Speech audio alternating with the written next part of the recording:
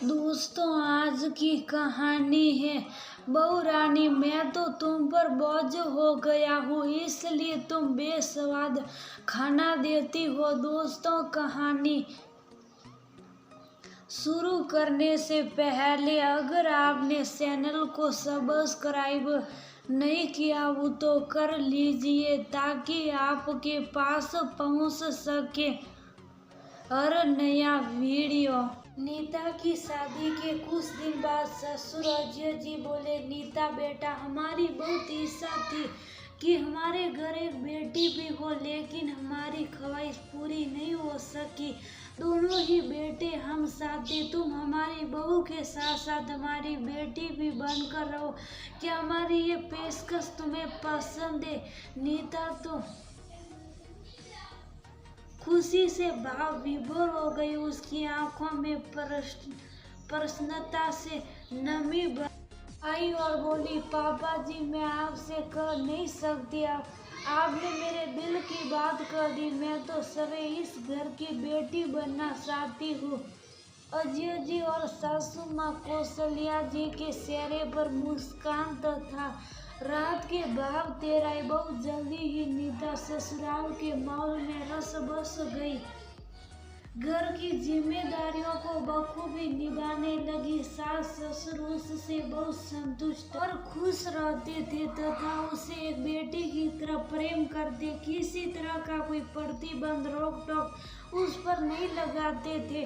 समय बीतता गया। अब तो नीता दो प्यारे बच्चों की माँ बन गई थी। बेटा 5वीं क्लास में आ गया था तथा बेटी 3री में। उस दिन शनिवार था। अक्सर छुट्टी के दिन दोनों बच्चे दादा दादी के पास रात के वक्त कहानियां सुनने आते और कई बार उनके पास ही सो जाते। उस दिन भी दोनों उन्हीं के पास सो गए। सवेरे रविवार था और अक्सर सभी देर से उठते थे। सवेरे अजय जी की नींद खुली तो देखा अभी तक पत्नी नहीं उठी थी। उन्होंने आवाज लगाई, कौशल्या, 7 बज गए, उठो, चाय की तलब हो रही है। कोई उधर न पाकर उन्होंने उठकर कौशल्या को हिलाया तो उसकी गर्दन एक तरफ लुढ़क गई। उनके मुंह से सीख निकल गई। वे बेटे बहू की कमरे की और दौड़ते हुए पहुंचे और उन्हें आवाज लगाई, डॉक्टर को बुलाया तो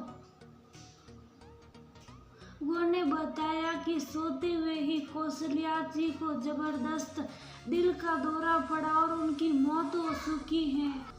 कौशल्या जी की असमय मौत से पूरा परिवार दहल गया। सभी सदमे में डूबे हुए थे। एक दूसरे को दिलासा कौन दिलाता? बेटे बहू बच्चे सभी एकदम उदास बने रहते। प्रकृति का नियम है, समय ही सारे घाव भरता। कौशल्या जी के जाने से सबसे अधिक आघात लगा अजय जी को। उनकी हंसती खेलती खुशहाल जिंदगी में जैसे अचानक बहुत बड़ा अवरोध आ गया था। पत्नी के बिना जीवन में बहुत बड़ा खालीपन आ गया था। समझ नहीं आता था कि वह किस प्रकार अपना समय काटे। बच्चे अपनी पढ़ाई में व्यस्त, बेटे बहू अपने काम में, और वे समझ नहीं पाते क्या करें। अत्यधिक सोचने और तनाव में रहने के कारण कुछ समय बाद ही उन्हें शुगर की बीमारी ने जकड़ लिया और फिर वह ब्लड प्रेशर के भी शिकार हो गए। अब नीता उनके खान पान पर अधिक ध्यान देने लगी।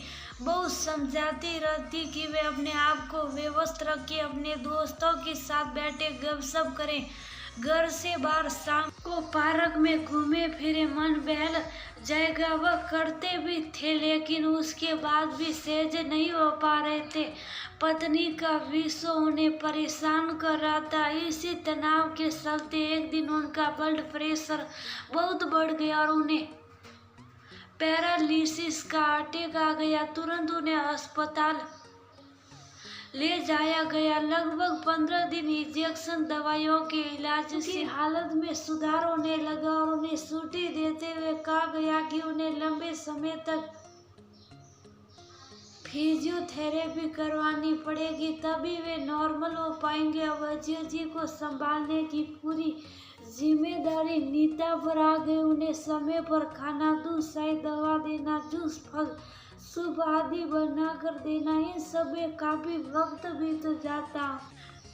फिर फिजियोथेरेपिस्ट आ जाता और उनकी घंटे भर की एक्सरसाइज के दौरान वह भी बीच में आकर देखती रहती कि वे ठीक तरह से कर रहे हैं या नहीं। पत्नी के विषय और बीमारी से परेशान सभी को लाचार मानते हुए अजय जी अब कुछ चिड़चिड़े भी होने लगे थे। महीने भर से बिस्तर से भी लगे हुए। कभी गुस्से में कहते मुझे नहीं खाना ऐसा बेस्वाद खाना, कभी खाने में कुछ मीठा मांगते और नीता मना कर देती तो चिढ़ जाते और कहते हाँ मैं तो एक नाकारा इंसान हूँ ना, मेरी कौन सुनेगा, मेरी कौन फिक्र करेगा। एक केयर टेकर भी रखा हुआ था जो उन्हें संभालने में मदद करता था। कभी कभी गुस्से में कह उठाते मैं तुम पर मुसीबत बना हुआ, पता नहीं कब मुझे छुटकारा मिलेगा। ऐसी जिंदगी से एक अपाहिज जैसी जिंदगी जीना मैं नहीं चाहता। तब नीता ही समझाती पापा जी हम सब के रहते हुए आप क्यों परेशान हो रहे हैं और अपने आप को क्यों मजबूर और लाचार समझते हैं। आपकी सेवा करना हमारा फर्ज है, हमें कोई तकलीफ नहीं और ना आप किसी पर भार है। आपने मुझे अपनी बेटी बनाया है, न तो बेटी का कहा नहीं मानेंगे। अजय जी नीता का मुंह देखने लगे तो वह बोली आज के बाद आप ऐसा नहीं कहेंगे, आप सकारात्मक सोच रखिए, बहुत जल्दी आप ठीक हो जाएंगे, फिर पहले की तरह हम सब मिलकर रहेंगे। जीवन में सुख दुख तो आते रहते, उतार चढ़ाव ऊपर नीचे होता रहता, लेकिन इसका अर्थ ये तो नहीं कि हम हार मान जाए। कोई भी परेशानी या समस्या ऐसी नहीं होती जिसका हल ना हो। हाँ कुछ वक्त जरूर लग जाता है लेकिन समाधान तो निश्चय ही आता। आप हिम्मत बनाए रखिए, सहयोग दीजिए और खुश रहिए, देखिए कितनी जल्दी नॉर्मल हो जाएंगे। यूट्यूब में से कुछ मोटिवेशनल स्पीच लगाकर वह अजय जी के बेड के पास रख देती। कभी कुछ